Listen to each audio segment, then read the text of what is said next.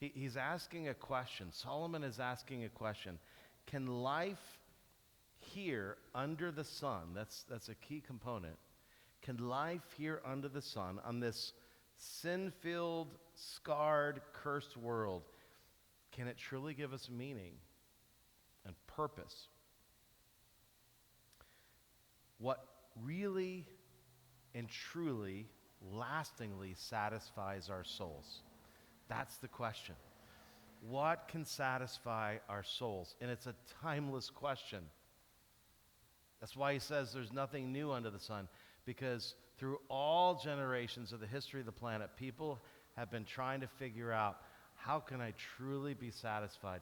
How can I truly live life and feel like, this is it, for more than a moment, lastingly?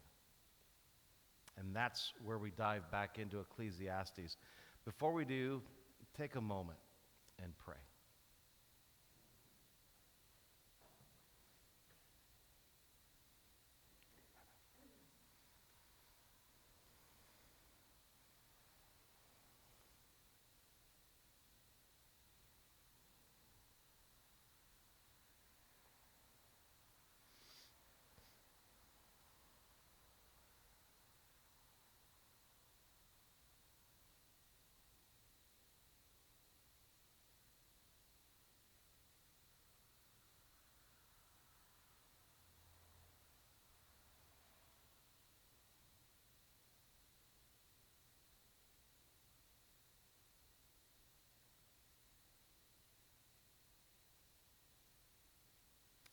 Amen.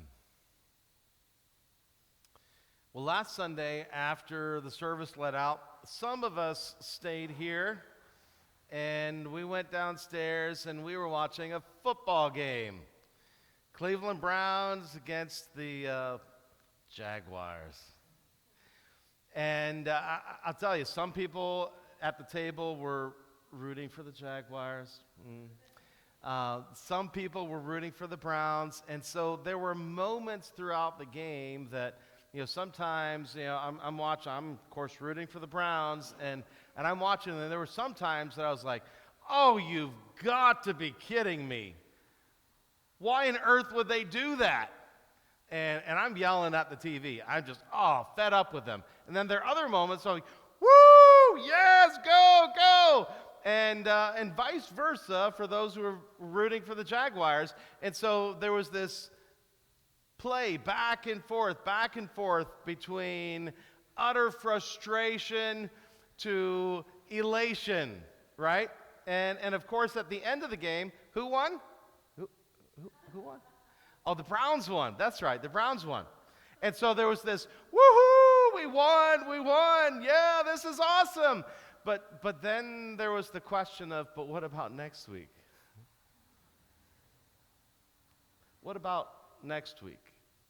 You see, the joy was there for a moment. Woo, won. But they very easily could lose this week. And then the joy will be crushed, and it'll be back down to, they stink. So, as much as I enjoy watching football and other sports, do they really produce a lasting satisfaction in our hearts? That's the type of question we're going to be looking at today. That's the type of question that Solomon brings forth today. He has given us kind of an introduction of what he's looking at. He said all of life is vain. It's like smoke going off in the wind. You think it's there and then it's gone. And then he begins to categorize it. Let's try to find meaning in various things. Last week we started off with wisdom. Could he find satisfaction and meaning and purpose in life under the sun by being wise, by doing things in a wise way, by trying to be a good person? And the answer was no. No. As good as it is to have wisdom and to gain knowledge and to be a good person, those things ultimately don't bring that satisfaction, that longing, lasting satisfaction that each of us needs. So he's going to turn to something else today, and this one is going to hit a lot of hot buttons. I'm just going to warn you right now. It's going to hit some hot buttons, including my own. Can we find satisfaction and meaning in fun under the sun, in pleasures? Let's look at what he says as he begins chapter 2 in Ecclesiastes. I said in my heart, come now, I will test you with pleasure. Enjoy yourself. That word test means that he is going on an experiment. He's going to be embarking on an experiment, and he's looking to come to a certain conclusion about that experiment. And the question that the experiment is trying to answer is, can fun satisfy my soul? Can fun satisfy my soul? That is the question of the day. And most preachers, most books, they give the answer at the end, right?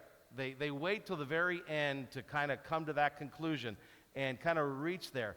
Solomon doesn't write that way. No, he tells us in the very next sentence, but behold, this also was vanity. He just lets us know right from the get-go how this is going to turn out. Fun, pleasure, does not ultimately satisfy our souls. Not the way that we're longing for it to. Not the way that our soul longs to be met and satisfied. It doesn't ultimately do it. It ultimately can't do it. Again, that word vanity means vapor, means meaningless. It means something that's there, it looks tangible, and then it's gone, like it never existed. It's a mirage. In fact, it's kind of worse than having nothing, because you get a whiff of what could be, of what should be, and you grasp for it, and then it's gone, like it was never there. And you're left wanting. You're left disappointed. You're left unsatisfied. And that is the way that Solomon describes chasing pleasure to find satisfaction in life. You're left wanting. Now, you might be thinking, well, maybe Solomon didn't go for the types of pleasures that he should have. Maybe he just didn't find his thing that he enjoyed doing. Well, let's look at all of the things that Solomon tried out, because he tells us here. First of all, I said of laughter, it is mad, and of pleasure, what use is it? So first he tries laughter. He tries comedy, and he describes it as mad. Now, mad, normally in the Old Testament, that word is not mean crazy. That word mad in the Old Testament, in most uses, means morally perverse, wrong. So he's describing comedy, laughter, and his culture, what's going on there, as morally perverse and wrong. So either the subject of what the culture around him were using for laughter, the type of jokes that were being told, the stories that were being told, etc., they were morally perverse.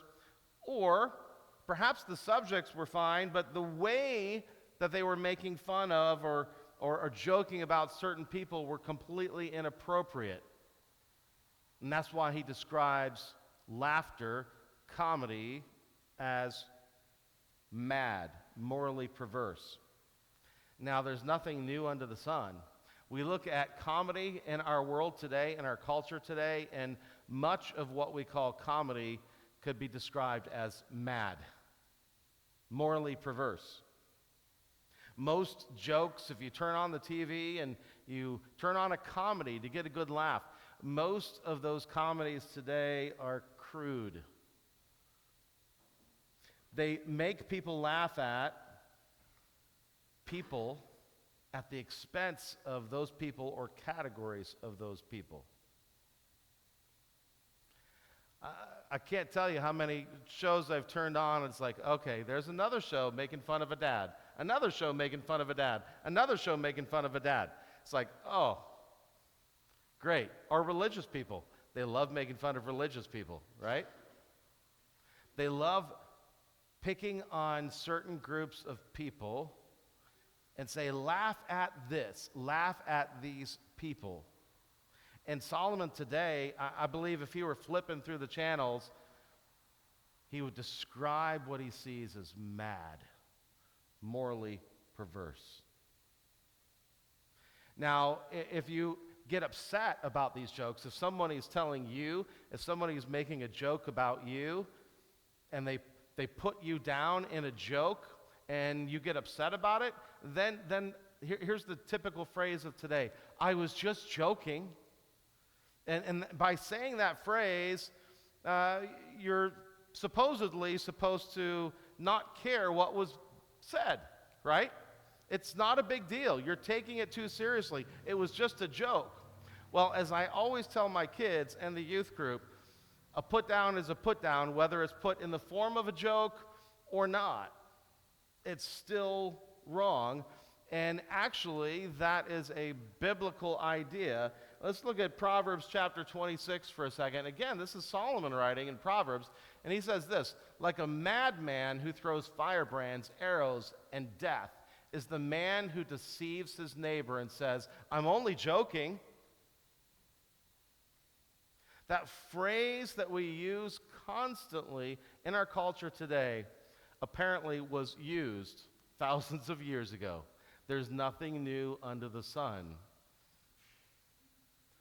And so Solomon tries comedy. He tries laughter, tries to surround himself with things to laugh at.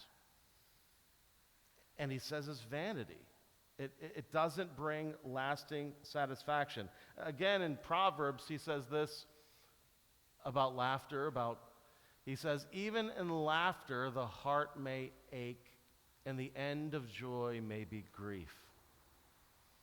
Laughter doesn't take away the ache in our heart, the longing in our heart, the grief in our heart. It masks it maybe for a moment, but it can't bring lasting satisfaction. It's like a vapor. It's here 1 second, you grasp at it, and then it's gone. It's just a brief escape. Well, let's try another one. Alcohol. I searched with my heart how to cheer my body with wine, my heart still guiding me with wisdom, and how to lay hold on folly until I might see what was good for the children of man to do under heaven during the few days of their life. So he says, well, maybe some alcohol will do me some good. So he does 2 experiments with alcohol. Experiment number 1, he drinks just enough to get a little bit of buzz, but he still has wisdom. In other words, he still has his faculties. He's not drunk. He's good. And that doesn't quite cut it. It still doesn't satisfy him. And so he just turns to folly with drinking, i.e., he gets drunk. And he's thinking, okay, this is it. No, it's not it. This doesn't satisfy. This doesn't satisfy. It can't satisfy. It's a brief escape. It helps you escape your issues and problems for a moment, but then your head clears and you begin to sink to the bottom again. Laughter doesn't cut it. Alcohol doesn't cut it. So he moves to something else. I made great works. I built houses. So some of you aren't into comedies. Some of you don't drink alcohol. But some of you, in fact, there's a lot of you in our church that are really good at making things, at creating, right? He made great works. Now, what does that mean? Well, it could have been anything. He could have been sculpting. He could have been writing poetry. He did write poetry. He could have been creating songs. He did create houses. He created physical things.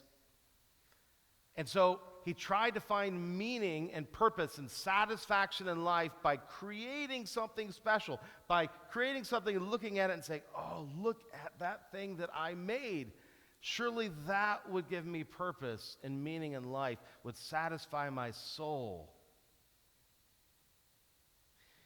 But it doesn't. It's vanity. It's like chasing the wind. It's there and then it's gone.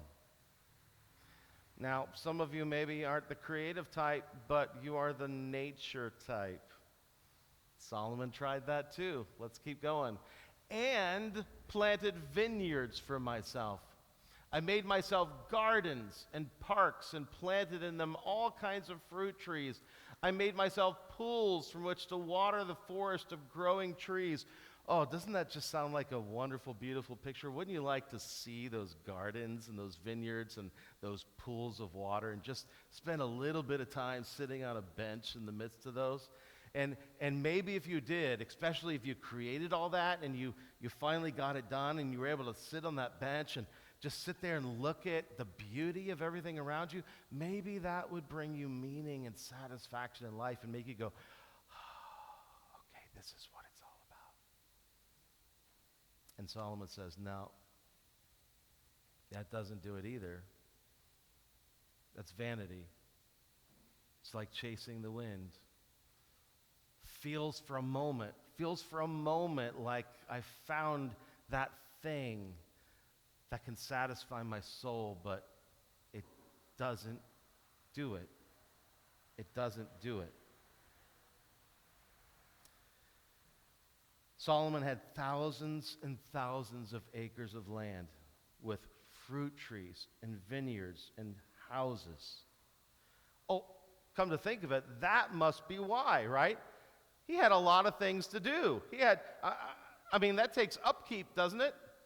That takes a lot of manpower. He's probably spending all his time working on these things, and that's why he's not enjoying them. Maybe that's it. But no. Look at the next verse. I bought male and female slaves and had slaves who were born in my house. He got his own workers. He was able to have his cake and eat it too. Making all of these things and not having to do the work of upkeep. He had somebody else do it. Imagine getting this beautiful house and it's got all of this land and you just hire somebody else to do all the mowing and all of the trimming and you just get to enjoy it. That's Solomon's heart attitude right here. He's like, I'm going to enjoy life. I'm going to try meaning. I'm going to try to find meaning and purpose and pleasure. So I'm not going to do this work right now. I'm going to hire other people. I'm going to get other people to do this. And this is what he does. He gets other people to do the work. Now he tries something else. Keep going. I also had great possessions of herds and flocks, more than any who had been before me in Jerusalem. Some of you are animal people. And, animals are your best friends. Some would say dogs. I would say cats. Some of you would say horses or whatever else may be. We like animals and the love we feel from animals. And Solomon had them all. Every kind of animal that was in that area he owned, and he had herds. He had as many animals as you could possibly imagine. And it was vanity. It was all vanity. So let's try one more. I also gathered for myself silver and gold and the treasure of kings and provinces. Here we go. Money. Money. He gathers more money than any king in history at that point. He literally can buy anything he wants to. He can have anything he wants to. He is the Bill Gates or the Elon Musk of his day. He had it all. He could have anything he desired. Anything. Let me ask, if money was no object for you, no object, what would you buy? What would you buy?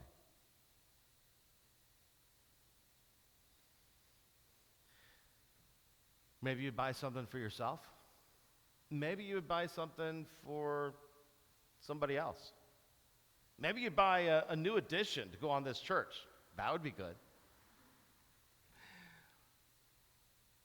But let me ask, in buying those things, whether they're for yourself or for others, would that truly satisfy you? Would that truly bring satisfaction to your soul? That you would be able to sit down and say, okay, now my heart is satisfied. Well, I think the testimony and lives of celebrities and lottery winners, etc., would tell a different story. How oftentimes their lives are utterly miserable. Even though they have tons and tons of money. The old saying, money can't buy happiness. Money can't buy satisfaction. It simply can't. There is nothing that you can buy that can make you sit down and say, my heart is satisfied. You will always want something else, something more. He says this later on in Ecclesiastes in chapter 5. He says, he who loves money will not be satisfied with money, nor he who loves wealth with his income. This also is vanity. We fool ourselves. We think, I would be different. I would be different than those celebrities. I would be different than those lottery winners. I would do different things with my money, and I would come out on top. I've done that myself. I've imagined myself winning the lottery, even though I never play the lottery. And I all of a sudden have access to millions of dollars, and I imagine what I would do with that money. And I would hire somebody else to come alongside me, and I wouldn't need a salary, and hey, I'd have another pastor here, and we could build onto the church, and I'd build myself a new house. The other pastor could live there, and imagining all these things, help out my parents, and do this and that, and think, oh yeah, I would be different. I would be different. I wouldn't be different. Because money cannot satisfy. You will always want more. Thinking that if I just had something else, if I just had a little more, then I'll be satisfied. And Solomon says, no, you won't. That's vanity. It's like chasing the wind. It's like those cats last week chasing the laser around. They think they catch it, but they never do. And they just keep going round and round and round and round. This one might hit some other types of people. I got singers, both men and women. Let's try music. Music will satisfy. That's one of the cues of today, our culture today, right? If you're feeling down, if you're feeling low, turn on a song and it'll lift your spirits. You'll find satisfaction in songs. And people like to talk about how long their playlists are. I've got 6 hours in my playlist. I've got 8 hours in my playlist. Well, guess what? Solomon's playlist was live singers every single day. He had bands come in. That was his playlist, live bands. He wins. And he says it doesn't satisfy. Music can lift your spirits for a moment, but when the song's over and life comes tumbling back into your mind and heart, you realize that it really can't satisfy. It's vanity. One more. Relationships. And he says, I had many concubines, the delight of the sons of man. Many doesn't even begin to describe. how many concubines Solomon had. 1 Kings chapter 11, verse 3 says that he had 700 wives. 700 wives and 300 concubines. That's 1,000. 1,000. You would think somewhere in those 1,000 relationships, he would find at least one person that he connects with, one person that he could step back and say, you complete me. I feel utterly, completely satisfied in my relationship with you. One. But he says, no. All is vanity. All is vanity. You think you will.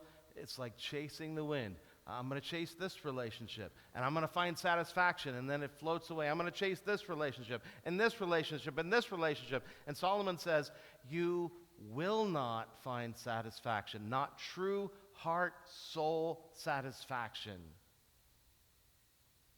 in a relationship here under the sun. You will not. Now, just in case Solomon didn't reach any of the areas of your personal enjoyments in life, he does a catch-all. So I became great and surpassed all who were before me in Jerusalem. Also, my wisdom remained with me.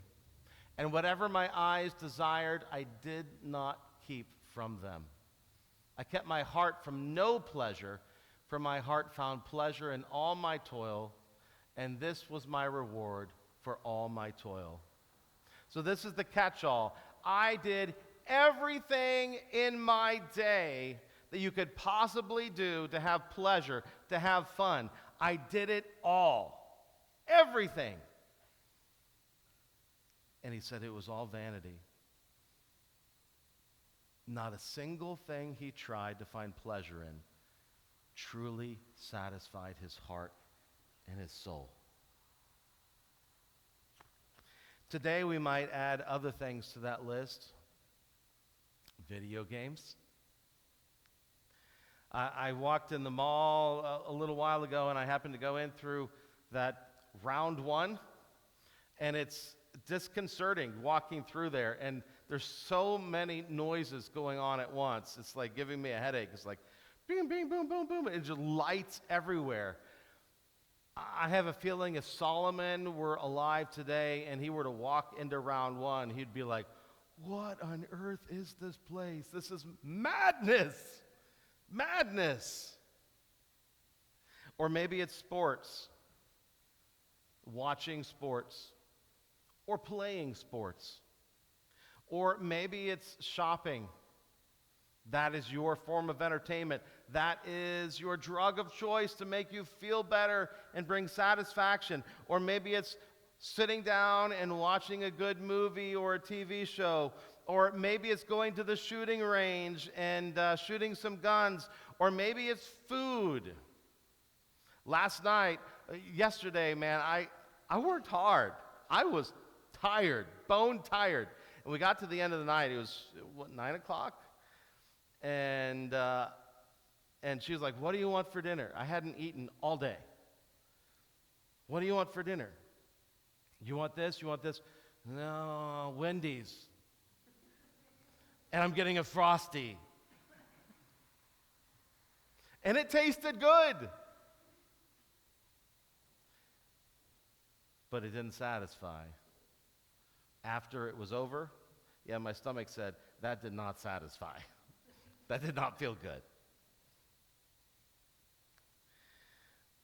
Going to Cedar Point, we have whole, gigantic, huge places dedicated to fun, to entertainment, Disney World, escape rooms. You actually pay to get locked in a room and find your way out. Come on, people. What have we come to? Solomon was the richest man alive in his day, and if he had what we have here in America for entertainment, he would be in awe. Guarantee you, he would be in awe. What is your favorite form of entertainment? Your favorite leisure activity. Think about that. What is your favorite leisure activity to do? Your favorite way to escape life for just a little while. Whatever it is that you just thought of, Solomon says, it's vanity. It's vanity. Verse 11, then I considered all that my hands had done, and the toil I had expended in doing it, and behold, all was vanity and a striving after wind, and there was nothing to be gained under the sun. That word considered means to face. It's like looking in a mirror, looking at himself in a mirror, looking at the reality, and he's looking at himself and going, I'm not satisfied. I haven't reached it. It's all vanity. Everything he tried, laughter and alcohol and creating things and nature and raising animals and money and music and relationships and everything else unmentioned. It's just chasing after the wind. Whew. All right. Is anyone squirming a little bit here? Does this mean that we should all just stop doing our leisure activities, that they're worthless and meaningless, that they're wrong? No. No, that's not what Solomon is saying. It doesn't mean that they're wrong. It simply means that none of those activities, including your favorite activities, not a single one of them can truly satisfy your soul. And they were not made to. They were not made to. The game's over. Maybe you won, maybe you didn't win. But there's always a game next week. I can remember in 2016 when the Cavs finally won the NBA championship. Kyrie Irving put up that last shot at the buzzer and it went in. And I was watching it and I went down to my knees and I was screaming, yeah! And all of Cleveland was screaming. And today, you go into a chat room on the Cavs and they're all complaining and arguing and upset with the team. That's the way it goes. The satisfaction doesn't last. The video game that you love so much ends. Maybe you complete it, it's solved, and you have to find the next one. The song ends, and you have to find a new one. The drink ends, the trail ends. It's hole 18. You've come to the end. The book ends, the movie ends, the relationship ends, the money is drained. So you got to find another, start another, make some more. Do whatever it takes to keep the silence of our emptiness and meaningless away for just a little longer. But never for long. Because those things were not made to satisfy your soul.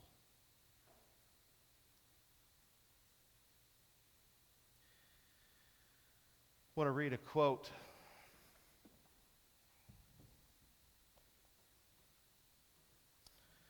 from this book. I want to read a few quotes from this book. He quotes Tom Brady. You all know Tom Brady? Even if you don't play football, most people know Tom Brady and either love him or hate him. One of the best quarterbacks to ever play. Early on in his career, Tom Brady was interviewed, and Tom Brady said this: "Why do I have 3 Super Bowl rings and still think there's something greater out there for me?" I mean, maybe a lot of people would say, "Hey man, this is what it is. I reached my goal, my dream, my life." Me, I think it's got to be more than this. I mean, this can't be what it's all cracked up to be. I mean, I've done it. I'm 26 years old. Is this all there is for me? And when the interviewer asked, "Well, what's the answer?" Tom Brady could only answer, I wish I knew. I wish I knew. We do know. We do know the answer. This isn't all there is to life. The things that are here under the sun are not all there is to life. So a little bit later on in the book, when finally we discover that all the pleasures we pursue under the sun cannot satisfy our souls, then maybe we will look beyond this world. Our unsatisfied longings are a spiritual clue that we were made to enjoy the pleasures of God. When we finally realize that there's nothing here on this earth that can satisfy us, then maybe we look beyond this earth, is what he's saying, and we look to God and realize that God is the only one that can truly satisfy our souls.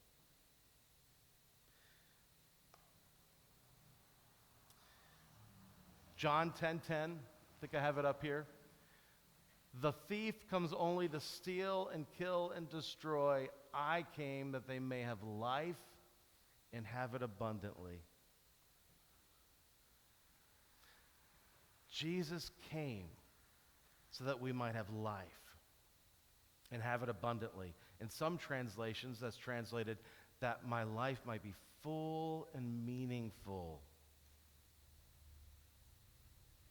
We find our meaning and purpose and satisfaction in Jesus, and only Jesus.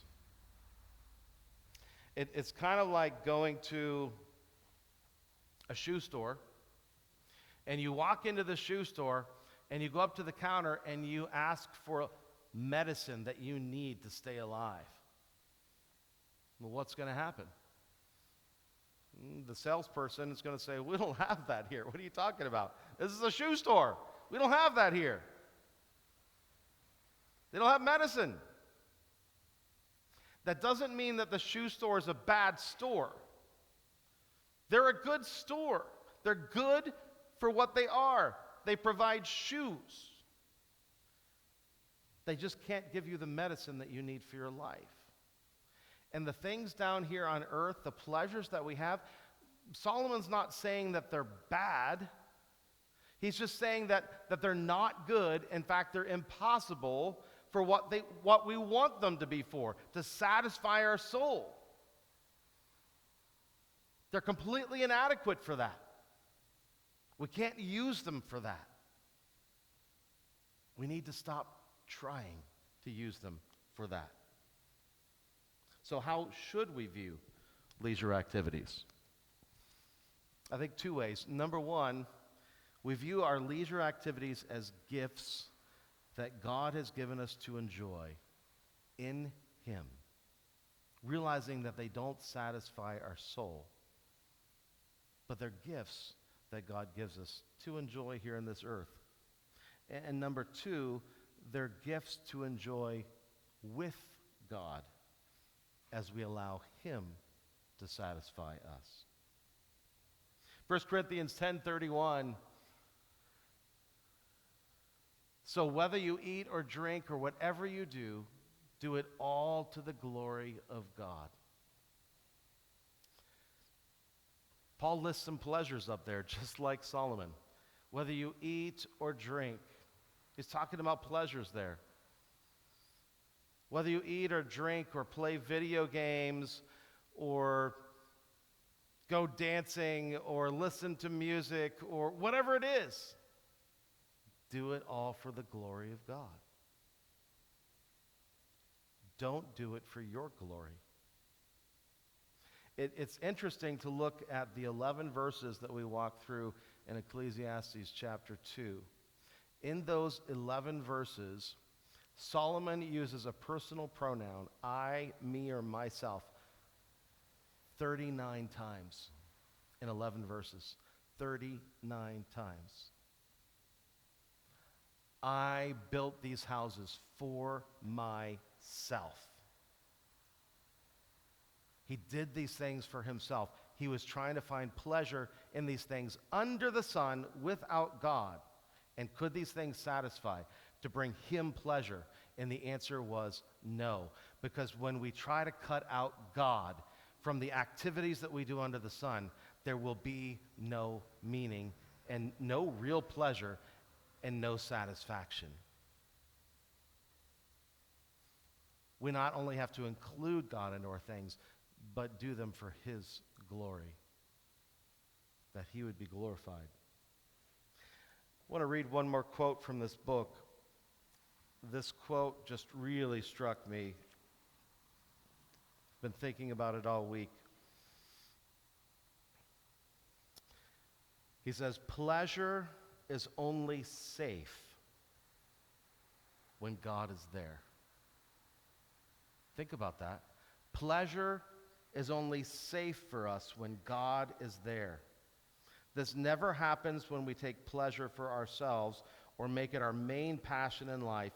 It only happens when we receive every pleasure as a gift from God. When we try to exclude God from our pleasure, it is not safe for us. We will end up misusing that pleasure every single time. He has to be included in our pleasure. So if you can't enjoy a particular fun activity with Jesus, then you probably shouldn't be doing that activity. So go ahead and stroll through nature, if that's your thing. Stroll through nature. Not to escape reality, not to escape your problems, but in order to talk with God about them and to walk with Him. Read a good story. It's one of my favorite things. Read a good story to remind you of heroism and courage and faithfulness, and that in some way points you to God. Watch or play a sport. That's great.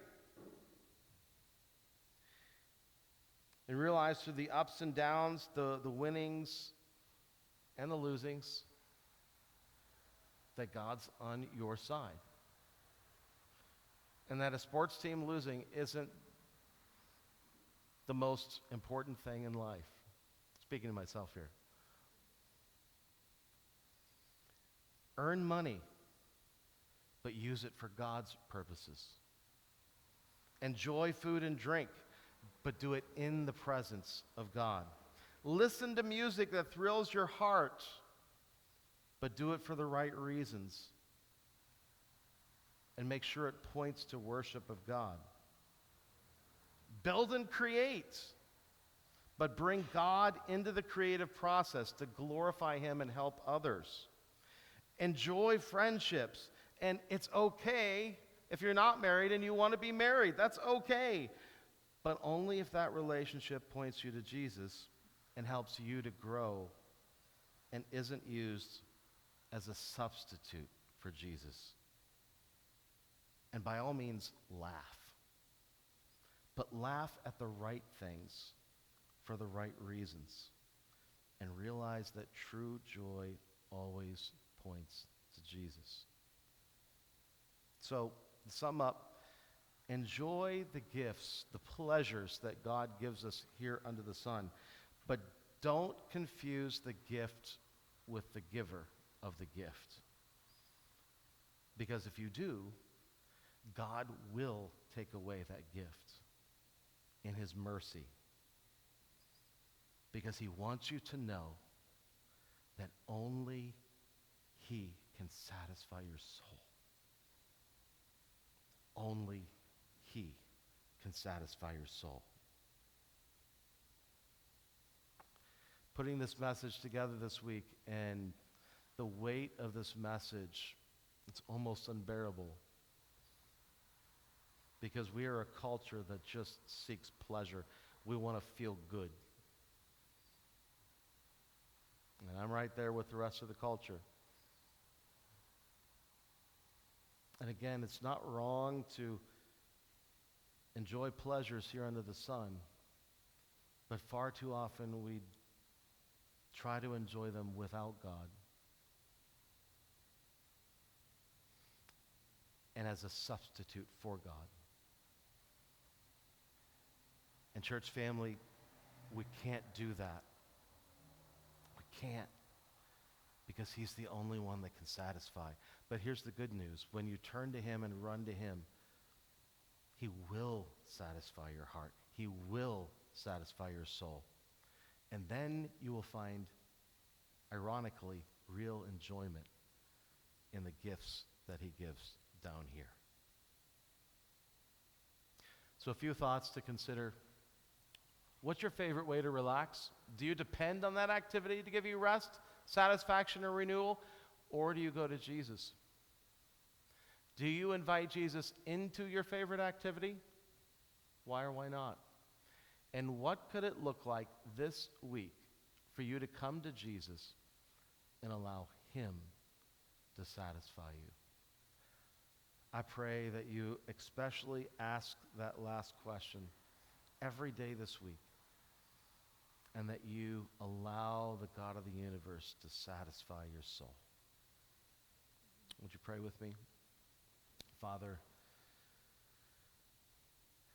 this is a hard lesson for all of us to learn.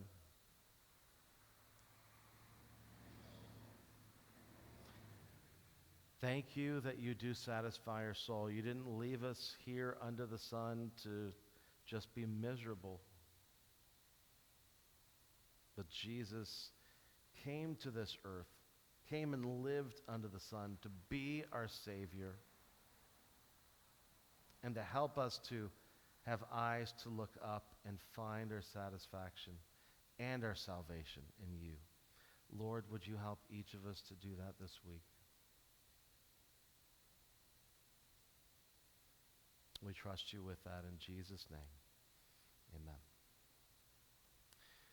Thank you for being here this week. I pray that the Lord truly satisfies your soul this week, and that he brings us back together next week to continue to worship. And next week, we're going to talk about work. Work.